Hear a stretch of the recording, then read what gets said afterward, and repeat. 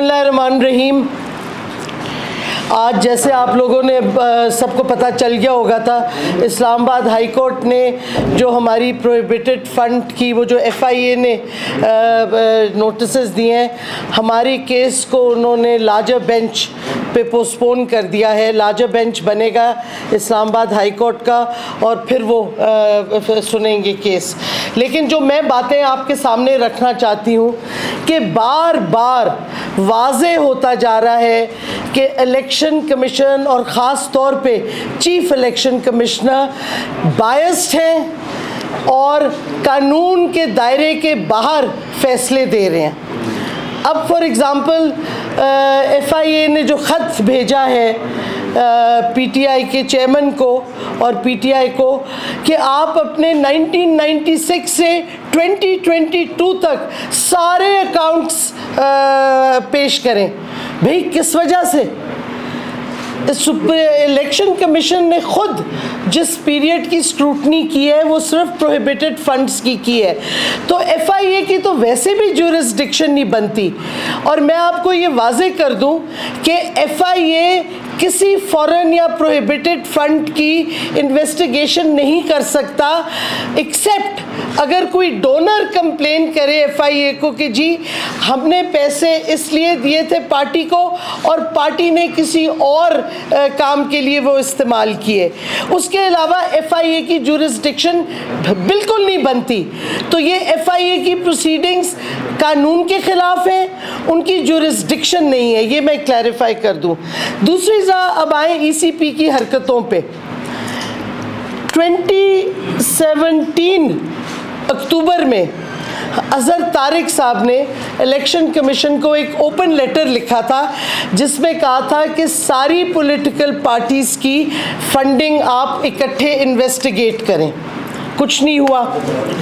फिर supreme court का एक फ़ैसला आया हनीफ अब्बासी केस का 2017 में वो फ़ैसला आया और वो फ़ैसला मैं सिर्फ उसका एक पैरा पढ़ दूंगी, वो आप कंक्लूड जो उनकी डिसीजन थी, क्योंकि ये बहुत इम्पॉर्टेंट है और मैं कोट कर रही हूँ।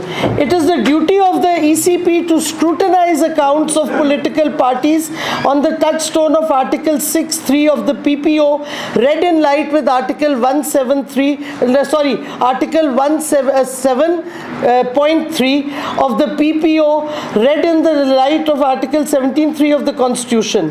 In this behalf, the ECP must act transparently, fairly and justly without discrimination among different political parties.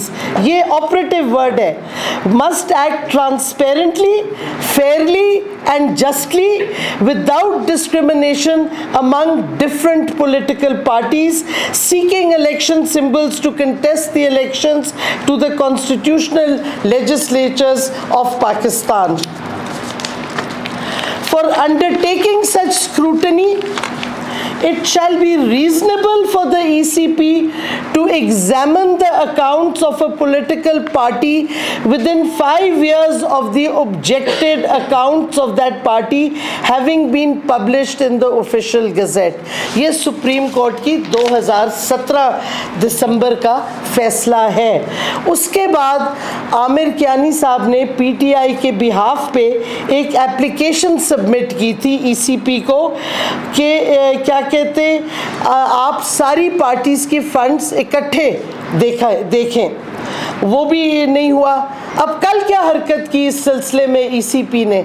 हमारी पिटिशन पे हियरिंग थी, उन्होंने ऑन देयर ओन पोस्टपोन कर दी 1 महीना सितंबर के उस पे और कहा कि PTI वाले नॉन अटेंडेंस पे थे। हमारे बंदे जब गए उन्होंने कहा आपने हमें नोटिस नहीं भेजा। ECP ने कहा अरे जी आप वेबसाइट पे हमारे लगा हुआ था आपका केस, आपने वेबसाइट पे देखना था। मैं आपको बता दूं हमने वेबसाइट की तस्वीर ली, हमारा केस नहीं इधर था फॉर हियरिंग, कोई केस मेंशन नहीं है। सरासर झूठ। इस पे अब ईसीपी उतर आई है। जब और कुछ नहीं मिल रहा तो झूठ बोल रहे हैं, ना हमें नोटिस देते हैं, खुद हियरिंग पोस्टपोन कर देते हैं और कहते हैं हमने वेबसाइट पे डाला है। ये उसी किस्म का झूठ है जो उन्होंने बोला जब उन्होंने हमारे ओवरसीज़ पाकिस्तानीज़ को फॉरेन नेशनल डिक्लेयर किया, क्योंकि जिनको उन्होंने किया उनमें से ज़्यादातर लोगों ने ऑलरेडी वीडियोस और स्टेटमेंट्स दे दी हैं कि वो पाकिस्तानी शहरी हैं, उनके पास पाकिस्तानी पासपोर्ट या नाइकॉप है। तो फिर ईसीपी ने कहा हमने तो ये नादरा से लिया है। और खुदारा अगर किसी के पास नाइकॉप या पाकिस्तानी आईडी कार्ड या पासपोर्ट है, नादरा में डेटा है उनका, तो आप ये खुद अब कॉम देखें, ईसीपी झूठ बोल रहे हैं या नादरा ने जानबूझ के उनको गलत इन्फॉर्मेशन दी। ये इन्वेस्टिगेट होना चाहिए। ईसीपी किस बेसिस पे कह रहे हैं उन्होंने नादरा से ये फॉरेनर्स का डेटा लिया है, जबकि नादरा में जिसके पास नाइकॉप हो वो पाकिस्तानी रजिस्टर्ड है नादरा में। तो सवाल तो उठता है और पूछना चाहिए मीडिया को भी, इन्वेस्टिगेट करें कि ईसीपी झूठ बोल रहे हैं इस पे या नादरा ने उनको गलत इन्फॉर्मेशन दी है। बहरहाल ये चीज़ें अपनी जगह।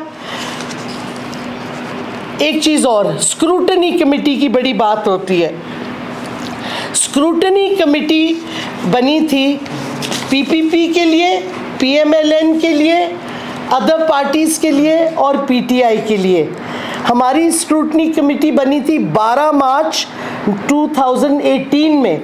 वो जो कहते हैं ना जी 2014 से हम कर रहे हैं, सरासर गलत है। स्क्रूटनी 2018 में शुरू हुई, मार्च में पीटीआई की, अप्रैल 2018 में बनी पीएमएलएन की स्क्रूटनी कमेटी और पीपीपी की कमेटी भी अप्रैल 2018 में बनी, यानी कि इकट्ठी शुरू हुई। और जो बाकी पार्टीज़ हैं उनकी स्क्रूटनी कमेटी अभी बनी नहीं है, उस वक्त तक नहीं बनी। अब इन्होंने क्या किया, इन्होंने पीएमएलएन और पीपीपी की 48 मीटिंग्स हुई, पीएमएलएन की स्क्रूटनी कमेटी की, पीपीपी की 49 हुई और पीटीआई की 101 स्क्रूटनी कमेटी मीटिंग्स हुई। उसके बाद जब रिपोर्ट आई स्क्रूटनी कमेटी की तो 10 हियरिंग्स में ईसीपी ने अपना ऑर्डर दे दिया, जिसमें ये भी नहीं लिखा पीटीआई के वकला ने क्या प्रूफ्स और क्या स्टेटमेंट्स उधर दी थी, क्या ऑब्जेक्शंस लगाई थी। अब ये सवाल भी उठता है, ये जो कहते हैं कि जी बाकी स्क्रूटनी बाद में शुरू हुई, सरासर गलत है। हमने ये डेट्स निकाले हैं, सबकी 2018 में शुरू हुई थी और किनकी पे फोकस किया गया, सोली पीटीआई की हियरिंग जो 101 हुई, बाकी की 48-49 हुई और वो मामला वहीं का वहीं है। और ये कॉन्ट्रवेंशन है, ये इस्लामाबाद हाई कोर्ट के फैसले के डिसीजन के ख़िलाफ़ है जो 2022 में अभी आया था इस्लामाबाद का हाई कोर्ट का फैसला, जिसमें क्लियरली लिखा हुआ था कि आप सारी पार्टीज़ का करेंगे और 30 डेज़ में आप पीटीआई के जो ऑब्जेक्शंस हैं कि सिर्फ आप उनका कर रहे हैं वो आप क्लियर करेंगे। ना उन्होंने वो क्लियर की, आखिरी हिस्सा है इस्लामाबाद हाई कोर्ट का डिसीजन का। ईसीपी समझती है और ये जो इम्पोर्टेड हुकूमत है कि लोग भूल जाएंगे ये फैक्ट्स। हम बार बार कौम को बताएंगे यही फैक्ट्स कि किस तरह इलेक्शन कमीशन और चीफ इलेक्शन कमिश्नर सरासर बायस्ड प्रोसीडिंग्स कर रहा है, कानून के दायरे के बाहर कर रहा है, बल्कि सुप्रीम कोर्ट और इस्लामाबाद हाई कोर्ट का फैसला में कंटेम्प्ट में है ईसीपी और चीफ इलेक्शन कमिश्नर, क्योंकि उनका ये फैसला आखिरी पैराग्राफ बहुत इम्पोर्टेंट है कि उन्होंने Islamabad high court chief justice Athar Minallah की जो बेंच बना था, उस 3 मेंबर बेंच था, बाबर सत्तार भी उसमें थे, उन्होंने कहा हमें अश्योरेंस दी है कमीशन ने कि वो सबके स्क्रूटनी करेंगे विदाउट प्रेजुडिस। तो उसके लाइट में क्योंकि इलेक्शन कमीशन ने अश्योरेंस दी है, हमने ये कहा है कि ये पेंडिंग कंप्लेंट जो है पीटीआई का कि सबकी नहीं हो रही, ये 30 दिन में रिजॉल्व करें। वो 30 दिन तो गुजर गए, कोई कंप्लेंट रिजॉल्व नहीं हुआ। तो इस वास्ते हम ये कहना चाहते हैं कि ये जो सारी चीज़ें हो रही हैं ये कानून के बाहर हो रही हैं, ये एक पॉलिटिकल एजेंडा पे इलेक्शन कमीशन और चीफ इलेक्शन कमिश्नर लगे हुए हैं।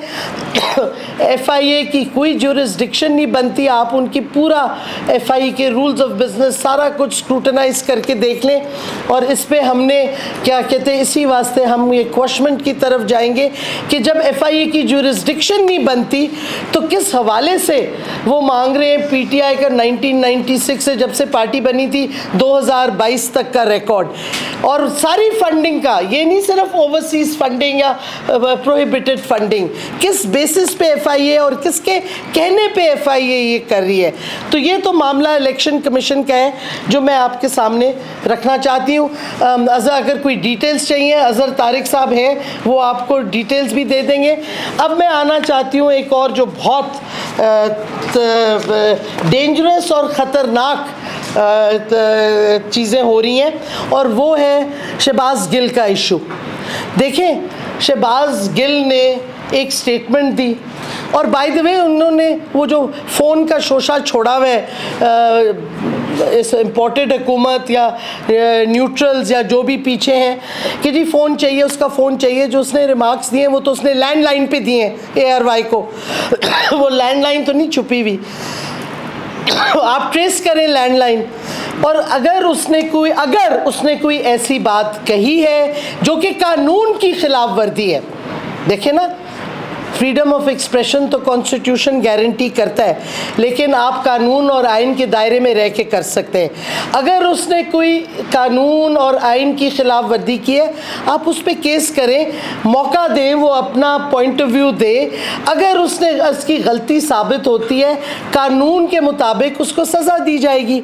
लेकिन ये नहीं आप कर सकते कि एक शख्स को गाड़ी उसकी तोड़ के शीशे उसको घसीटें और 5 घंटे अननोन जगह पे ले जाएं, फिर FIR बने और फिर आप उसको थाने में पेश करें, फिर आप उस पर टॉर्चर करें, तशद्दुद।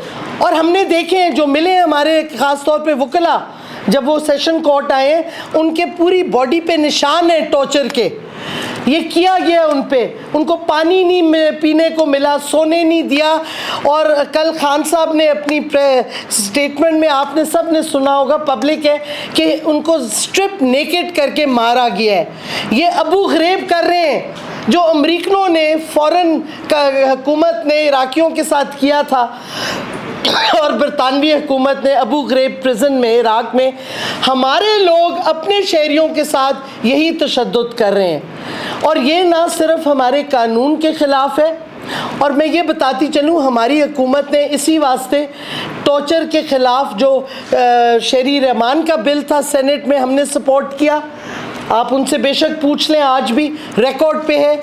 हमारा अपनी हुकूमती बिल भी गया इंटीरियर कमेटी में, उस पर स्क्रूटनाइज होके उसने ले होना था कि हुकूमत हट गई, क्योंकि पाकिस्तान ने साइन किया हुआ है इंटरनेशनल कन्वेंशन अगेंस्ट टॉर्चर। हमारा ये इंटरनेशनल फ़र्ज़ भी बनता है कि हम टॉर्चर मत करें किसी को, और कानून, हमारे अपने कानून और आइन के भी ख़िलाफ़ है, जिधर सिक्योरिटी और सेफ्टी हर शहरी की गारंटीड है। तो जिस तरीके से, और फिर ये नई रवायात है, मैंने तो खुद एक्सपीरियंस किया है अबडक्शन का अटेम्प्ट, और फिर झूठे एफिडेविट मेरे ख़िलाफ़ दिए कि जी इनकी मेडिकल करा ली, कोई मेडिकल नहीं कराई। लकीली क्योंकि झूठ जब आप बोलते हैं ना, तो 4 बंदे डिफरेंट झूठ बोलते हैं, वो एफिडेविट जब देते हैं उनके झूठ पकड़े जाते हैं, अल्लाह का फजल है। लेकिन आप मुझे बताएं, शहबाज गिल के ड्राइवर की बीवी का क्या कसूर है? उसको किस बेसिस पे उठाया गया? उसकी दूध पीती हुई बच्ची, सकलिंग बच्ची को 10 माह की उठाया गया। ये आपके जजमेंट्स हैं हाई कोर्ट्स की, आपके कानून की खिलाफ वर्दी है। ख़वातीन को ख़ास तौर पे अगर वो बच्ची छोटी हो जो माँ का दूध पी रही हो, उसको बेल मिल जाती है, आप उसको जेल में नहीं डाल सकते। तो राना सना पागल हो गए हैं, इतने खौफज़दा हो गए PTI से कि अब PTI के लोगों के घरों में जो मुलाजिम हैं उनकी बीवियों को उठाएंगे, मुलाजमों को उठाएंगे। ये कौन सा कानून है? ये कौन सी जमहूरियत है? ये प्योर फैशिज्म अब हो रही है इस मुल्क में। और राना सना, अगर तुम समझते हो कि तुम हमें खौफज़दा करके चुप करा लोगे, फिर से सोचो। हम नहीं तुमसे डरने वाले, ना हम डार्क शैडोज से डरने वाले हैं। हम इंसाफ की जंग लड़ रहे हैं, हम हकीकी आज़ादी की जंग लड़ रहे हैं और लड़ते रहेंगे जब तक हम अपनी कौम को आज़ाद नहीं करेंगे सही मानों में।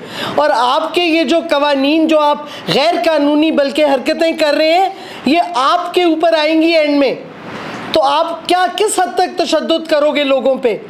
अब आप फिर इन्होंने कोशिश की कल रात को, परसों रात को और कल भी लेट आफ्टरनून को, कि शहबाज गिल को अडियाला से निकाल के पिम्स के बहाने ले आए इस्लामाबाद टेरिटरी में फिर से, और उसको फिर वहाँ तशद्दुद उस पर करें।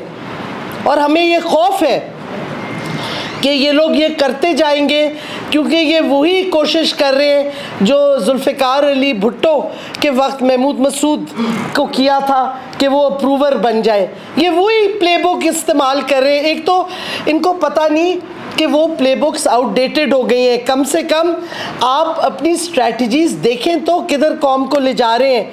अब वो चीज़ें छुपी हुई नहीं रहती, हर चीज़ मीडिया में आ जाती है।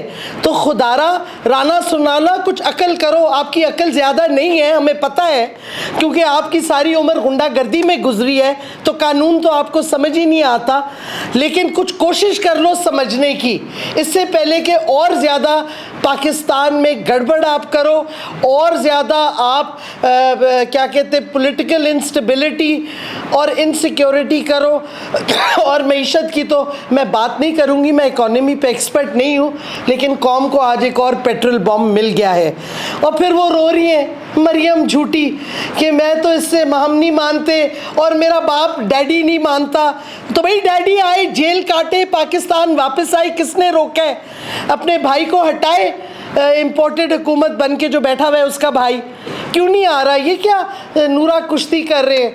एक तरफ से पेट्रोल बम और दूसरी तरफ से झूठी मरियम कहती मैं तो एग्री नहीं करती। हो भाई, तुम तो खुद कॉन्विक्ट हो, तुम्हारी बात की हैसियत क्या है?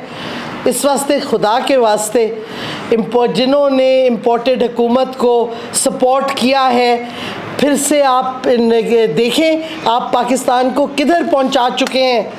कितनी पोलराइजेशन, कितना वायलेंस, आइन की धज्जियाँ उड़ा दी हैं इस हुकूमत ने, कानून की धज्जियाँ उड़ा दी हैं। रीथिंक करें, पाकिस्तान का सोचें, अपना ना सोचें, क्योंकि अगर पाकिस्तान नहीं है तो आप भी नहीं हैं, ये भी सोचें आप।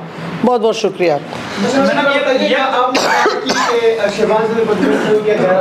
आपकी दो हुकूमत सेटिंग एमएनए अली वज़ीर के साथ बेइज्जती हुआ है, अभी भी वो जेल में है, तो आप तो उनके आवाज़ नहीं उठाई? हमने बिल्कुल उठाई, हमारे ज़माने में फिर भी प्रोटेक्शन ऑर्डर होता था, आए थे। इस दफ़ा हुआ है, इस दफ़ा कोर्ट के फैसले के बावजूद अली वज़ीर को नहीं लाया गया। आप पूछे ना सिंध हुकूमत से, आप पूछे ना इनसे, आप लोग इनसे पूछते ही नहीं है। आप मुझे बताएं, हमने ठीक है, हमने बहुत सी गलतियां की होंगी, लेकिन साथ साथ हमने मीडिया के लिए प्रोटेक्शन ऑफ जर्नलिस्ट और मीडिया प्रोफेशनल्स का कानून बनाया 2021 में। अभी तक क्यों नहीं वो हुकूमत इम्प्लीमेंट कर रही? उसके इश्तिहार भी आ गए थे चेयरमैन के लिए। वो एक ऐसा कानून है जिसमें जो कमेटी बनेगी जो सारी कंप्लेंट्स देखेगी, वो खुद वो जर्नलिस्ट बनाएंगे, प्रेस क्लब के नॉमिनीज, और ये आधा प्रोसेस हो गया था। अब आप क्यों नहीं इस हुकूमत से पूछ रहे कि क्यों नहीं ये जर्नलिस्ट लॉ को क्यों नहीं एक्ट फर्दर कर रहे? मैडम ये बताइएगा, आपने रात को कहा है एक इंटरव्यू में कि जो शहबाज गिल का बयान था उसमें ये तासुर गया कि वो उकसा रहे हैं शायद फौज को, और दूसरी तरफ पीटीआई जो है वो शहबाज गिल को मिल रही है, क्या वो जो बयान है उसको पीटीआई अब ओन करती है? देखिए, हम कहते हैं कि अगर उसके बयान में कुछ कानून की खिलाफ वर्दी हुई है, कानून अपना प्रोसेस करें, कानूनी प्रोसेस करें, लीगल प्रोसेस करें। और हम ये भी साथ साथ कह रहे हैं कि अगर आप अक्यूज़ कर रहे हैं कि उसने उकसाने की कोशिश की या कुछ, तो खुदारा जिन्होंने ओपन स्टेटमेंट्स दिए हैं, मैं कितने क्या कहते हैं, ख्वाजा आसिफ जिसको आपने डिफेंस मिनिस्टर बनाया है, उसके स्टेटमेंट्स तो पढ़ें फ़ौज के ख़िलाफ़। उधर याद सादिक ने जो कहा है, फिर नवाज शरीफ ने जो कहा है, उसने तो चीफ ऑफ आर्मी स्टाफ का नाम लेके यूं इंग्लिया करके स्टेटमेंट दिए, और फिर आसिफ जरदारी, इन सब की स्टेटमेंट्स हैं, बार बार एक दफ़ा नहीं, क्यों नहीं उन पे केस रजिस्टर हो रहे? अगर आप करना चाहते हैं फिर सब पे बराबर कानून अप्लाई करें ना, एक पे थोड़ी। अच्छा मैडम, हुकूमत जाने के बाद मुख्तलिफ सियासी जमातें, पाकिस्तान में तमाम सियासी जमातें अक्सर कहती रहती है कि हमसे फैसले होते नहीं, करवाए जाते हैं, हमारे पीछे कोई और होता है। अब राना सनाउल्लाह का नाम ले रही हैं, शहबाज गिल की गिरफ्तारी पर कोई चैनल बंद होता है तो राना सनाउल्लाह का नाम लिया जाता है। क्या सिर्फ नून लीग या राना सनाउल्लाह इनके पीछे? देखिए, buck stops with the government, ठीक है ना। हुकूमत ये कहते हैं ये हुकूमत है, तो फिर इनकी जिम्मेदारी है ना, इनकी रिस्पॉन्सिबिलिटी है। अगर ये खुद नहीं कर रहे तो कहें कि गलती हुई है। एयरवाई के साथ जो एयरवाई के जर्नलिस्ट के साथ जो तशद्दुद हुआ है और हो रहा है, और एयरवाई को बंद करना जो कि अगेन गैर कानूनी है, और सिंध हाई कोर्ट का फैसला है, क्यों नहीं इम्प्लीमेंट हो रहा? कौन इसको रोक रहा है? एयरवाई को क्यों नहीं ऑन एयर कर रहे? और अगर ये हुकूमत, आप कहते हैं कि हुकूमत कह रही है हम नहीं फैसले कर रहे, तो इनमें जुर्रत होनी चाहिए ना। राना सनाउल्लाह वैसे तो बहुत बोलता रहता है, शोर मचाता रहता है, लेकिन इसमें बोले ना कि हम इसके खिलाफ हैं, हम नहीं चाहते कि मीडिया फ्रीडम बंद हो, और कोई और करा रहा है जुर्रत तो बोलो, क्यों नहीं बोल रहे? अच्छा मैडम, आपने तनकीद की थी अमेरिकन सफीर की जानिब से विजिट किया गया था पाक अफगान बॉर्डर का, जिस पर आपने ट्वीट भी किए। बिल्कुल की, और आप मेरे से पूछ रहे हैं कि वो केपी की हुकूमत से मिले, वो क्या कहते हैं, नहीं मेरी बात सुने तो आप अगर मेरी पूरी ट्वीट पढ़ लेते उसके जवाब में तो आपको समझ आ जाती दो चीज़ें। अमेरिकन सफ़ीर प्रोविंशियल गवर्नमेंट्स और फेडरल गवर्नमेंट से मिलता है, हमने कभी ऑब्जेक्शन नहीं की। वो बिलावल से भी मिलते हैं, वो आपके प्लानिंग मिनिस्टर से मिलते हैं, सबसे मिलते हैं, पंजाब में भी मिले। These are the country to country cooperative frameworks है सोशियो इकनॉमिक, उसमें सब मिलते हैं। हमारे सफ़ीर जाके मिलते हैं उनके मिनिस्टर्स वगैरह को। वहाँ ये बात और है कि उनका हमारा सफ़ीर प्रेसिडेंट को नहीं मिल सकता, और इधर एक अमेरिका का सफ़ीर ऊपर तक जाके जिससे मिलना चाहे फौरी तौर पे मिल सकते हैं, ये एक और बात है। लेकिन ये आप सिक्योरिटी ऐसे सेंसिटिव एरियाज़ में एक एम्बेसडर को फ्री रन दे, पूरा वो रिव्यू कर रहा है प्लेन पे से या हेलीकॉप्टर में, खैर प्लेन था, प्लेन पे से सिक्योर सेंसिटिव एरियाज़ जिधर आपके शहरी नहीं जा सकते, वो बॉर्डर पे जाता है। किस एग्रीमेंट के तहत? मैंने तो सवाल उठाया है कि आपने कोई सिक्योरिटी एग्रीमेंट की है अमेरिका के साथ कि आप उनको एक्सेस देंगे बॉर्डर का? किस एग्रीमेंट के तहत आप उसको इस किस्म का एक्सेस दे रहे हैं जो नहीं मिलता? हमारा एम्बेसडर सेंसिटिव एरियाज़ में दूसरे मुल्कों के नहीं जा सकता, तो इस वास्ते ये सवाल था। There is a difference and I stand by that. मेरा क्वेश्चन कि आपकी मरकज़ी हुकूमत जो है जी, आपकी मरकज़ी जो वफाकी हुकूमत थी वो उस मुल्क अमेरिका की जानिब से मतलब डिसलेबल किया गया, हटवाया गया, उसी मुल्क का सफ़ीर आपके एक सूबाई गवर्नमेंट में जा रहे, तो कैसे? क्योंकि ये ऑन गोइंग, ये नहीं, ये देखें, ये ongoing government to government. हमने अमेरिका को अक्यूज़ किया है कि वो इंटरफेयर कर रहे थे और उन्होंने साजिश की हटाने की, लेकिन एक प्रोविंशियल गवर्नमेंट है जैसे फेडरल गवर्नमेंट है, अगर ongoing economic project sign हुए हुए हैं तो आप अपनी इंटरनेशनल एग्रीमेंट्स तोड़ देंगे? वो तो नहीं आप तोड़ेंगे। हमने ये तो नहीं कहा कि अमेरिका के सफ़ीर को मुल्क से निकाल दो, हमने अमेरिका का जो साजिश में हिस्सा था उसकी ऑब्जेक्शन की है, और साइफर जिस तरीके से आया था उसकी ऑब्जेक्शन की है। और ये मैं आपको वैसे बताती चलूँ कि हमारी हुकूमत फेडरल, जब हम गवर्नमेंट में थे, कोई एम्बेसडर नहीं मिलता था प्राइम मिनिस्टर को। प्राइम मिनिस्टर ने क्लियर इंस्ट्रक्शंस दिए थे, CIA चीफ आया था, प्राइम मिनिस्टर ने कहा मिले वो ISI चीफ से, मैं नहीं मिलूंगा। सही बात है, एक प्रोटोकॉल होता है, एम्बेसडर मिले फॉरेन मिनिस्टर से या फॉरेन सेक्रेटरी से, प्राइम मिनिस्टर से क्यों मिले? तो हमने ये रखा हुआ था एक proper according to protocol meetings. आप पूरा रिकॉर्ड चेक करने हमारे दौरान। मैडम, एयरवाई की बंदिश की बात आपने वफाकी हुकूमत का नाम लिया, तो क्या जो गुज़श्ता हुकूमत में सहाफ़ी मतीउल्लाह जान को उठाया गया था, हामिद मीर का प्रोग्राम बंद करवा दिया गया था कई महीनों तक, तो उस वक्त की जो विपक्षी हुकूमत थी, आप एक बात देखें, हमने रिग्रेट भी किया है। मैंने शुरू में कहा था हमसे गलतियां हुई हैं। मतीउल्लाह जान को जब अरेस्ट किया गया, जब उसको कैबिनेट में मैं बैठी हुई थी, हमने बताया, प्राइम मिनिस्टर ने कहा मुझे नहीं पता और फौरी तौर पे कन्वे करो कि ये नहीं हम एक्सेप्ट करेंगे, मत करें। इसी वास्ते फाइनली हमने कोशिश की। इनफोर्स डिसअपीयरेंस का कानून भी जो असेंबली से पास होके सेनेट में कुछ गुमशुदा हो गया था, अब ये हुकूमत क्यों नहीं उसको फाइनल फेज़ में अप्रूव कर रही उस कानून को। बड़ी कमिटमेंट्स की थी मरियम नवाज़ ने जब बलोच स्टूडेंट्स को मिली थी कि मैं इस पे करूँगी। अब कितने महीने हो गए, क्यों नहीं ये हुकूमत उसको सेनेट से पास करवा के कानून बना दें जो जिसकी सख्त ज़रूरत है। हमने बड़ी जद्दोजहद लड़ी थी एक जर्नलिस्ट के बिल पे जो कानून बन गया, शुक्र है, और एक इनफोर्स डिसअपीयरेंस पे जो अनफॉर्चुनेटली नहीं बन सका, लेकिन हमने असेंबली तक से तो पास करवा दिया था। एक मरला रहता था सेनेट का, क्यों नहीं पास हुआ? मैडम, जो आपकी शर्त है इलेक्शन की, इसके बगैर सियासी हालात किस तरफ जा रहे हैं और कब बेहतर होंगे, कब मिल बैठ रहे हैं? हमने बड़ी क्लियरली कहा है ये सारे मसले मसाइल जो मुल्क को पेश आ रहे हैं, एक ही हल है कि जल्द साफ और शफाफ इलेक्शन हो। इलेक्शन की डेट आप हमें दें, प्रॉपर डेट कमिटमेंट करें, फिर आप बात करें बातचीत बाकी चीज़ों पे। 2023 की तो दी हुई है, अगस्त की उन्होंने कोई डेट नहीं दी। हम कह रहे हैं फौरी तौर पे होने चाहिए। ये हुकूमत इलीगल है, इम्पोर्टेड है और ऊपर से इनकॉम्पिटेंट भी है।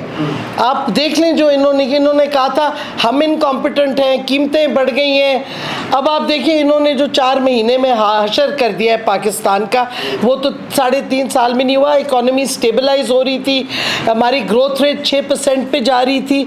अब इनके हाल देख लें, आज जो फिर पेट्रोल बम आ गया है, अभी आपकी यूटिलिटी बिल्स और बढ़ेंगे, आपकी सारी चीज़ों की कीमतें बढ़ेंगी। IMF के पैसे आ भी जाएँ तो स्टेबिलिटी नहीं आएगी जिस तरीके से आप जा रहे हैं। बैठे होते हैं आप, जरा सा कि फंडिंग पीटीआई की इस्तेमाल कहाँ होती रही? आपको अगर इसके लिए बहुत सादा जवाब है और बहुत सिंपल जवाब है। तमाम तफसीलात हमने ना सिर्फ इलेक्शन कमीशन को बल्कि ECP के गज़ट में छपा हुआ है कि एक पैसा कहाँ खर्च हुआ, किसी पार्टी ने ये नहीं दिया हुआ। हमने 40,000 की लिस्टें दी हैं, किसी पार्टी ने एक लिस्ट भी नहीं दी अभी तक। 48 जैसे डॉक्टर साहिबा ने फरमाया, हेयरिंग के बाद उन्होंने कुछ भी पेश नहीं कर सके और उनके अकाउंट जो हैं वो उनके अपने ऑडिटर ने भी ऑब्जेक्ट किया और मन इलेक्शन कमीशन ने उसको इसी तरह पब्लिश कर दिया है। आपसे मेरी दरख्वास्त है, आप जाके ECP के अगर गज़ट उठा लें पार्टीज़ के, ये सारी चीज़ों का जवाब आपको मिल जाएगा। Thank you.